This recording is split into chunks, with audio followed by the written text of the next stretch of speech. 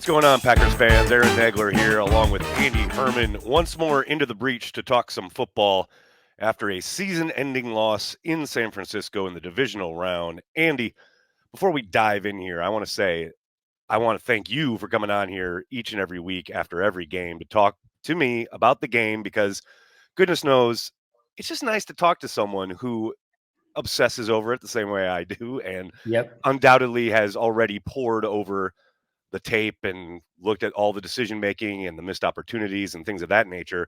I just really appreciate the time each and every week, man. And right back at you. We have gone through the gamut. A lot of these have been therapeutic. A lot of these have been celebratory. And it's been quite the interesting season. But to your point, it always makes it more fun when there's someone along on the ride with you, especially you and I see very similarly a lot of the time, sometimes slightly different, but it's been a hell of a ride. It's been a ton of fun. Totally agree. Unlike that game last night, where I want to say there was a point, probably, obviously when the Packers converted the 2-point conversion to go up 21-14, where you thought, okay, we're in control, which I didn't expect to see coming into this game. I knew it would be hard. I knew it would be hard fought. I knew it was a very tough opponent on the road. I was ready for a dogfight, but to see them take control the way they did midway through the third quarter, that was the probably most surprising aspect of the game. But then to watch how they couldn't add to that lead in any significant way. Aaron Jones, I think, got 3 carries after that point.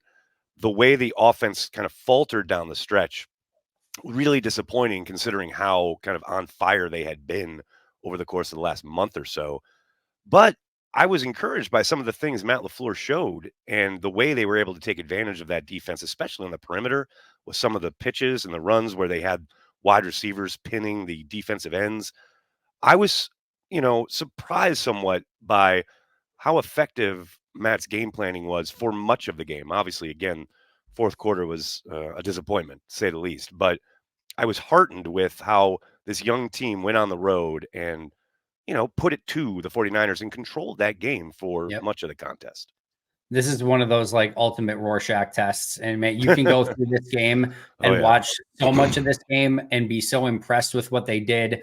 A team that was 2-5, never expected to be there, is in control, up 21-14, going into the fourth quarter with the opportunity to go to an NFC championship game. The way that they responded to adversity early in this game, there's the opportunity where you're down 7-6 and the 49ers get the ball with 4 minutes left in the half and they're set to take the ball in the start of the second half. And you're wondering at the time, I was like, man, is this going to be like 21-6 next time the Packers get the ball back? And no, it's 7-6 the next time they get the ball back. And then for Green Bay to go down and score that touchdown and San Francisco to go and score it right back. And you're just like, all right, this is going to be, and then you have the kick return and that crazy play and they get another touchdown right back. There just never seemed to be any fear from this team. And they were such a joy to watch all season long. And I think that's what just digs the dagger in that much more in so many ways, is that one, you just wanted to see this team keep playing because they've been so fun. So it sucks that you have to see it end. Two is that they were in control. They had the game. They're up 21-17, ball 1st and 10 on the 49ers 24-yard line with less than 8 minutes remaining. And you're thinking it's right there, and just one punch into the end zone, which they've been doing with seemingly ease over the course of the past handful of weeks. And this game might be over and they can't get it in. The missed field goal, we know the rest. But those are the things that, again, on the other side of the Rorschach test, if you want to look at all the things that went wrong, it's not quite Seahawks-esque, but there's a lot of one-offs that you say, man, if this switches one way, the other direction, Green Bay goes and maybe wins this in a relatively easy fashion. Let's start on the offensive side with Jordan Love, because we've talked a lot about how outstanding he has been down the stretch here. I mean, basically since that the first Vikings game, sorry. He's been incredible. He's been one of, if not the best quarterback in football. My biggest fear heading into this game was, okay, here's where it all falls apart for Jordan. I thought there was a decent chance because of the 49ers' ability to just rush 4 and play tons of different coverage behind with those excellent linebackers and the way they're able to collapse a pocket or pressure a quarterback by only rushing 4. I thought the chances for, a tough game from Jordan were high. But he impressed me through much of the contest right up until the fourth quarter, and it felt like and this is not quantifiable, but it sure felt like the pressure got to him a little bit as far as missing some throws, missing some reads. There was some miscommunication. I know the Aaron Jones miss on third down. That's clearly a case of he thought he was going to sit down. Jones Yep. keeps going. Just a miss there, but for the most part, I'm not going to say it was shocking, but it was somewhat jarring to see Jordan almost revert to early season form in the fourth quarter because of how, I mean, he was playing at such a high level through the course of the last 2 months or so. That to me was a bit surprising. What you mentioned earlier about like how the offense had the opportunities at the end goes hand in hand with this. And what I was going to point out earlier, and I'm glad we get the opportunity to go through it here.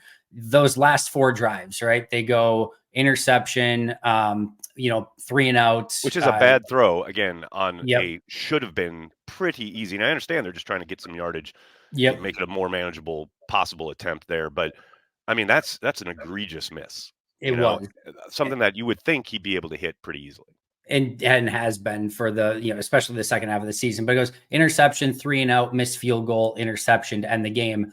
I don't think it should be lost that stretch completely coincided with Zach Tom being out of the game. And I'm not saying it's necessarily apples to apples, but it's when the rush seemed to start getting a home a little bit more. And it just felt like there was not quite the same comfortability in the pocket that we've seen from Jordan. And to your point from earlier, they got there with 4-man rush a ton of times, and they didn't have to bring extra pressure, which Jordan has been so incredible against.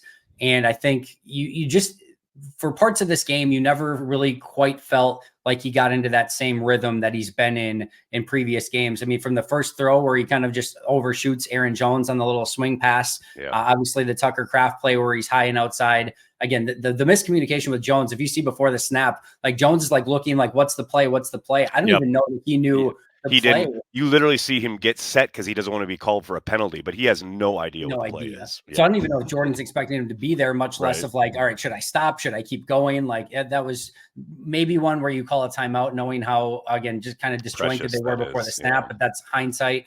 But yeah, it never quite felt like the rhythm, but you still had these immaculate Jordan Love plays that we've come to expect, some magical moments, and a lot still to build on moving forward.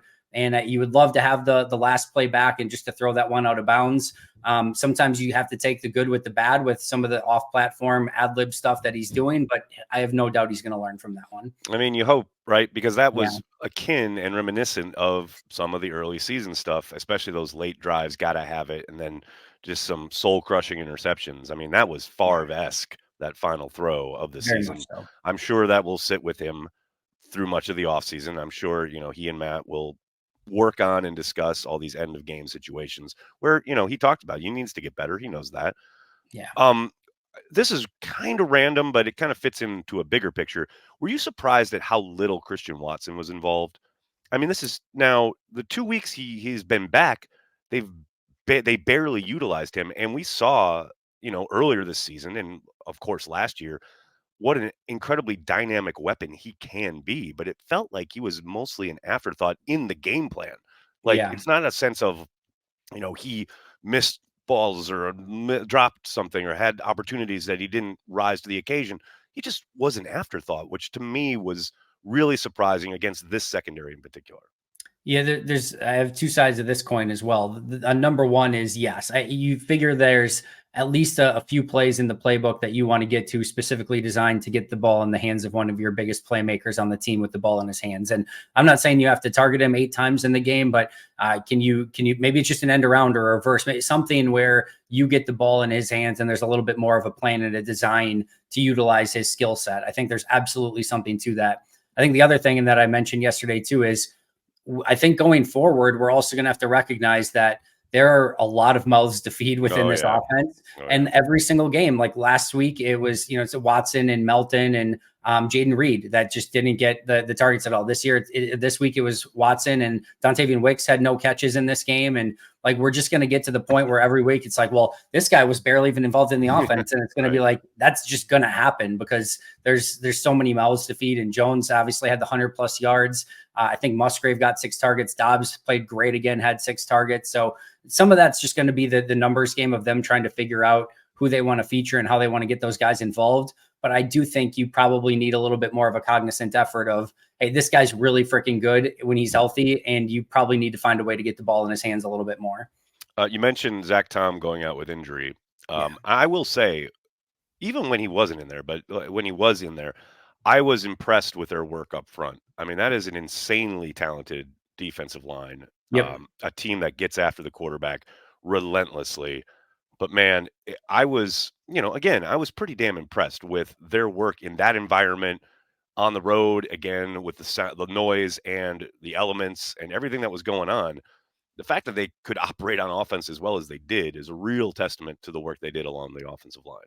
And it's just a hopefully a great harbinger of what's going to come moving forward for this team. That is a really, really good 49ers team in a really difficult stadium to play from. That crowd was loud going into that game. There's awful weather conditions, and Green Bay still stood with them punch for punch through the entirety of that game. Unfortunately, came up a little bit short, couldn't put that last drive together. But again, I mean, this is I felt like overall they kind of played like a C minus, C plus game against one of the best teams in football in their environment.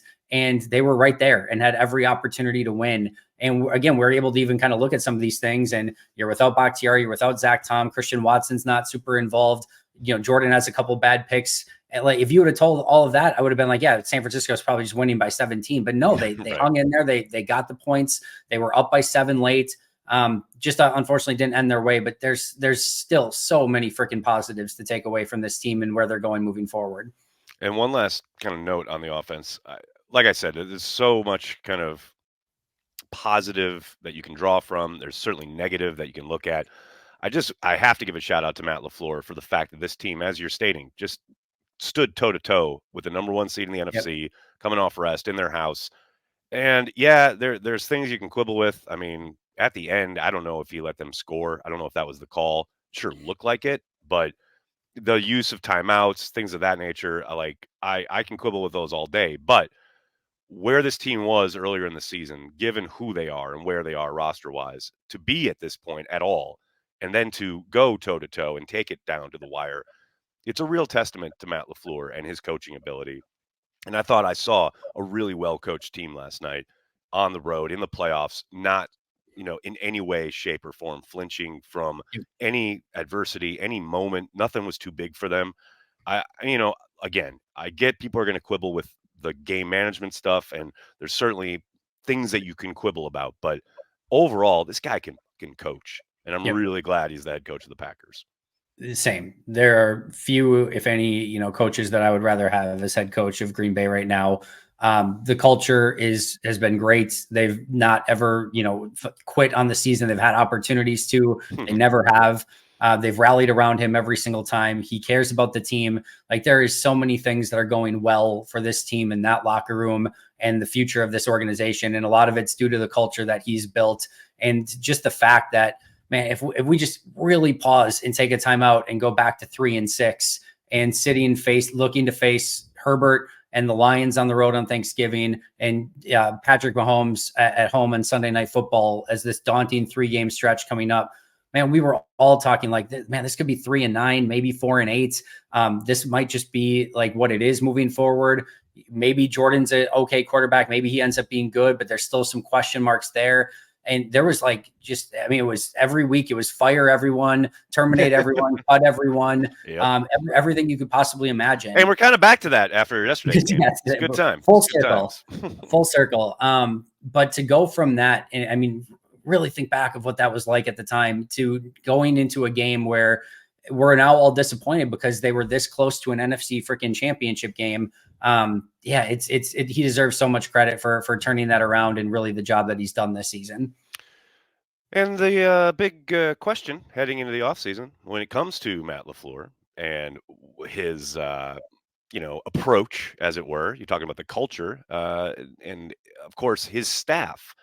And the number one question is his defensive coordinator and whether he will retain him or not. Now, I will say, and as the long time railing against Joe Barry denizen of the internet here that I am, I thought Joe called a hell of a game last night on balance. And I thought there were plenty of opportunities again for that defense to fold. And they stood up to a challenge again and again and again.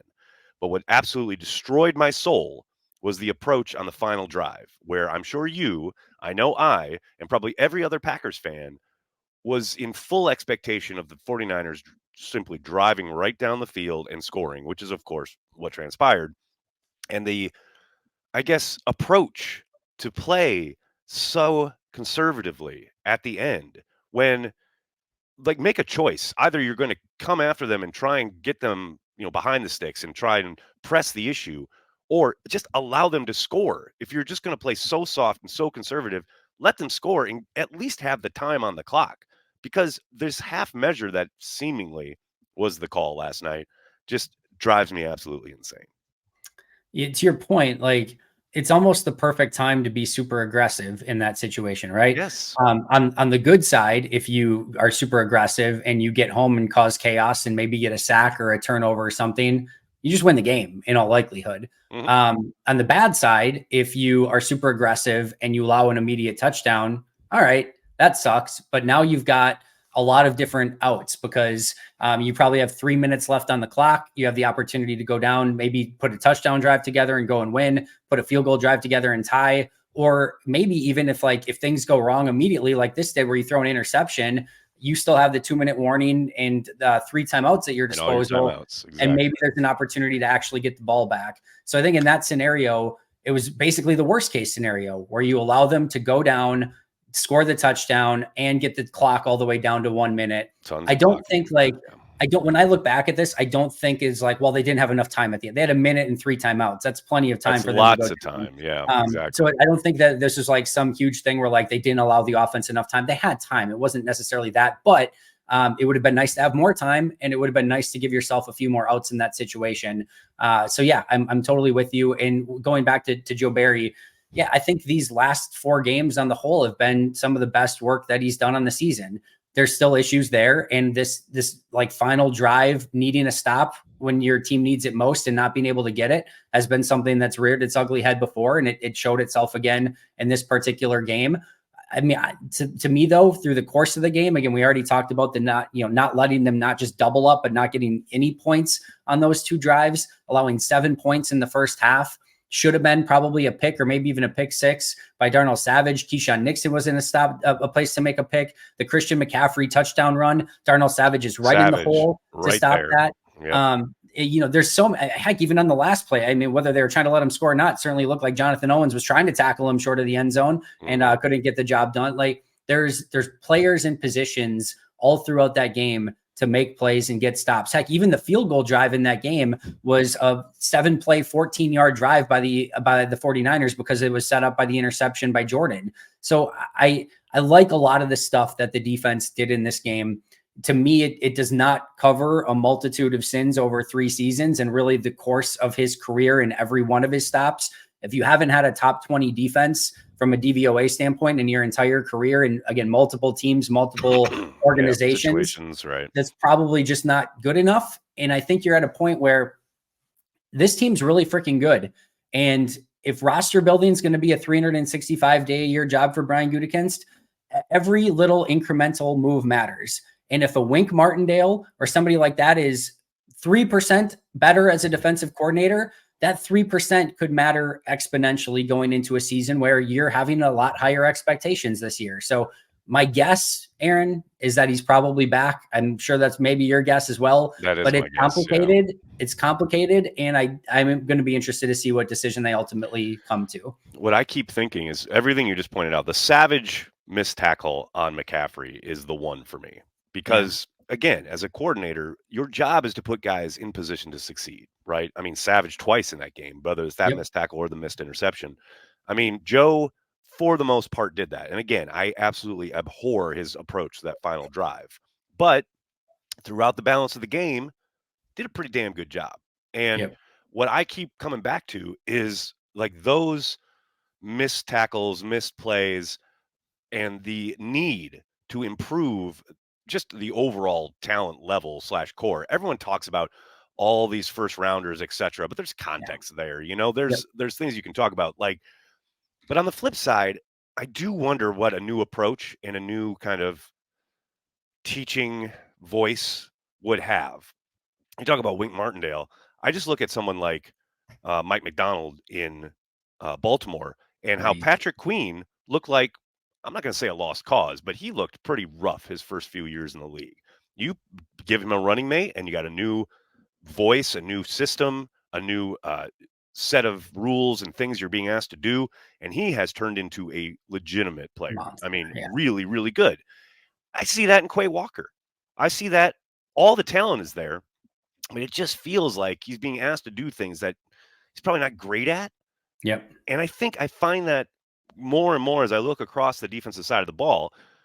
But I also can hear a case for, well, we're real close. We just need to, grow or up the talent floor on the defensive Yep. side of the ball. I think, and I'm with you, I think that's the way they're probably going to go. That's not what I would do, but Yep. I suspect that's how they'll go. I think Matt will retain Joe and they'll try to fill those holes on defense, mostly through the draft, maybe a few free agency signings. But yeah, I think that's where this is headed because, as you said, over the course of the last, basically since Matt said he was going to get more involved on the defensive side of the ball, and I can only take him at his word, since that moment, they have improved and Yep. they seem to have found a way of working on that side of the ball that can be at least a bit more effective. Now, is it championship level defense? I don't know. I doubt it. But again, that's where I think the signs point. Have you seen anything definitive? I know I've heard rumblings, but have you seen anything definitive that Barry's contract is just up? I have heard that a million times, but I've never seen Yeah, concrete evidence of neither it. have I. Any If that concrete report, someone who's actually seen the contract. And I think agreed, if anyone gets that, it's going to be Domofsky. He's usually the one who's probably. got that. But If yeah, if no, I that haven't seen that.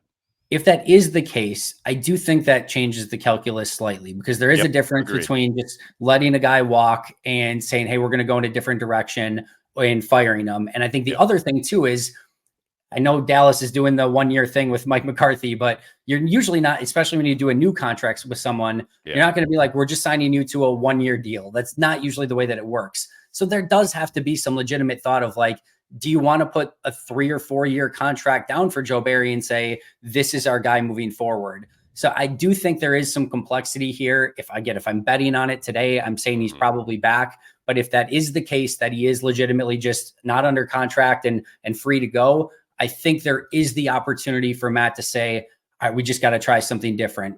We'll see. We'll see. Yeah. And then, of course, talking about trying something different, like they did on special teams a couple years ago when they got Rich Bisaccia in the house. Man, the Fighting Rich Bisaccias had a really good night until they had a really bad moment. Yeah. Yes, you mentioned the kick return, the blocked kick at the end of the first half. Really, I thought good coverage on from most of the units. And then the missed kick from a guy that, they clearly played with fire, knowing he had missed so many kicks throughout the course of the last like 12 games or so. You knew it was going to come back to bite them. The way you knew Mo Drayton's crew was going to come back to bite you and did against the 49ers in Lambeau a couple years ago.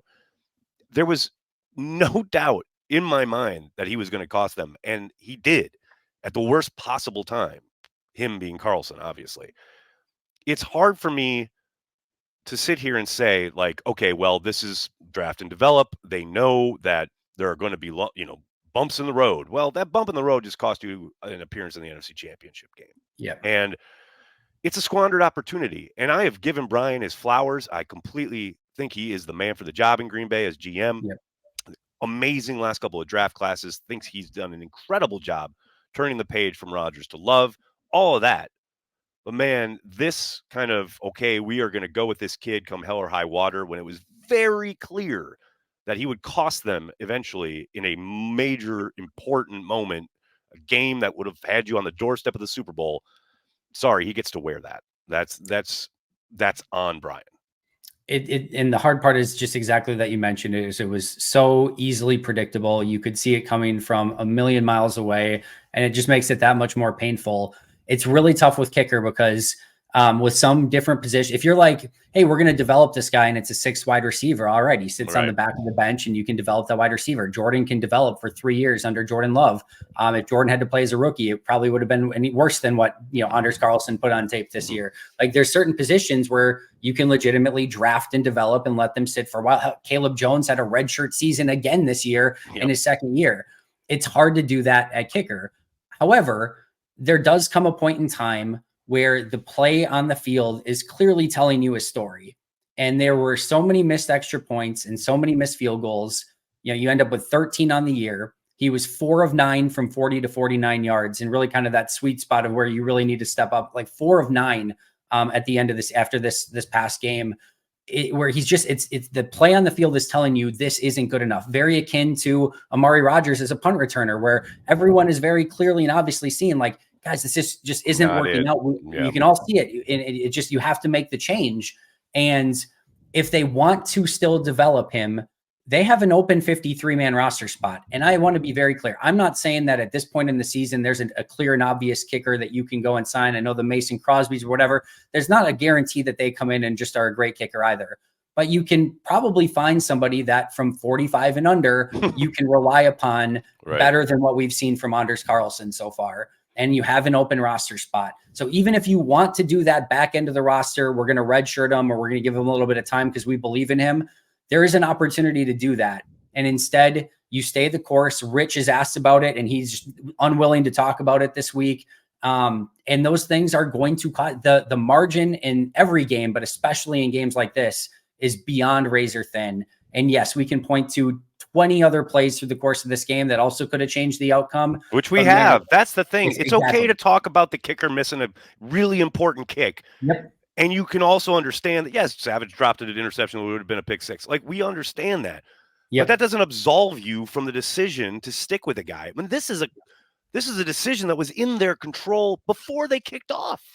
The fact that you're talking about, that you saw the train coming down the tracks and just said, well, lady tied to the tracks, sorry, and then just kept walking. We have a belief the train's not going to hit you. We're pretty sure that train is going to slow down. We're going to pray. That's what's so frustrating. It's like these opportunities, maybe they come along all the time in Green Bay. That's what it feels like, but they're so precious. And to just not do everything in your power to take advantage is just troubling. And here's the thing. It's like, and I don't know if this is Brian or because Brian was under Ted, or if it's a Green Bay Packers thing, but it does feel like sometimes they think they're smarter than everybody else. And I get it. I think they're really good at what they do. I have no qualms about, again, Brian's leadership as general manager, etc. But man, it's like everyone in the world can see this, yet you are so pig-headed about, nope, we're going to stick with it. And now here's the other thing. They're going to bring in some competition, quote unquote, in summer in the training camp. And he'll undoubtedly still keep the job because now you've lived through the growing pains. You've lived through the heartache. If you're drafting and developing, well, that's the development part, hopefully. Yeah. And next year he better be better, because I can't see them cutting him, because I've seen so many people, he better be cut like as soon as they leave. Like, no. If you're drafting and develop, this is the pain. They better not cut him. I mean, I think we're going to know, like, based on the status of the competition. Like, is it someone legit, or is just like some undrafted kicker out of, Duke? Like, that's the perfect school. Perfect school for this scenario.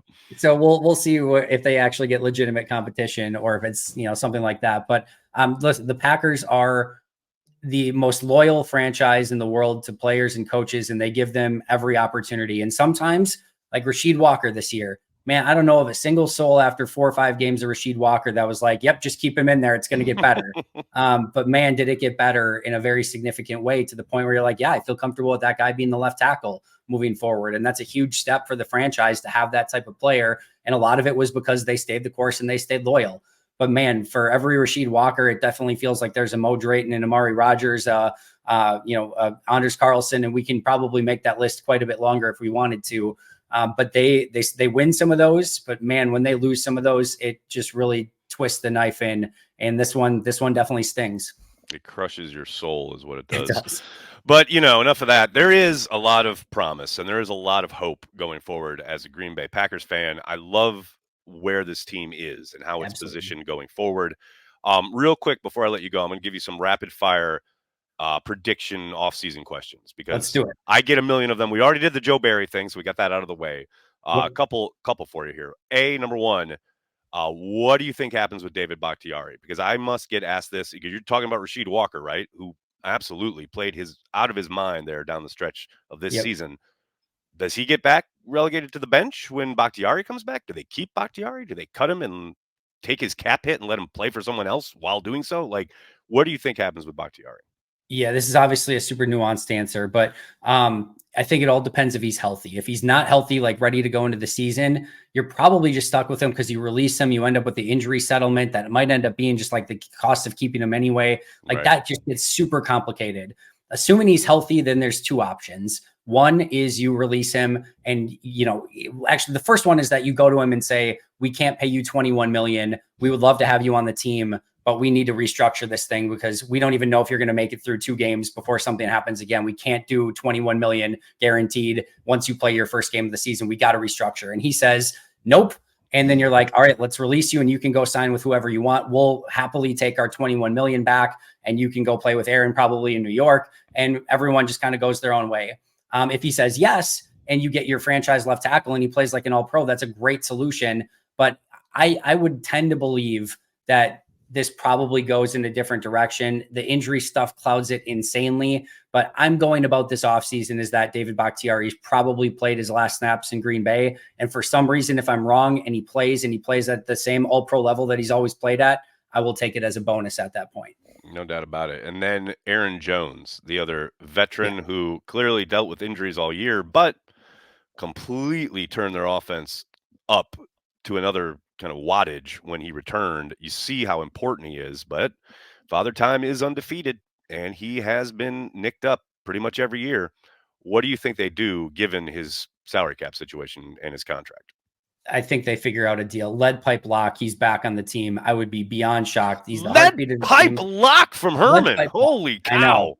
He's back, no question. Get it tattooed. I just can't imagine with the importance that he is to that locker room and what he brought to the team in the second half. You have to get a backup for him that brings more juice, and you have to start looking for his successor moving forward. But no, I think Aaron Jones 1,000,000% back next year. So, there you go. That's how we like to leave it, on a really positive note. You love to see it.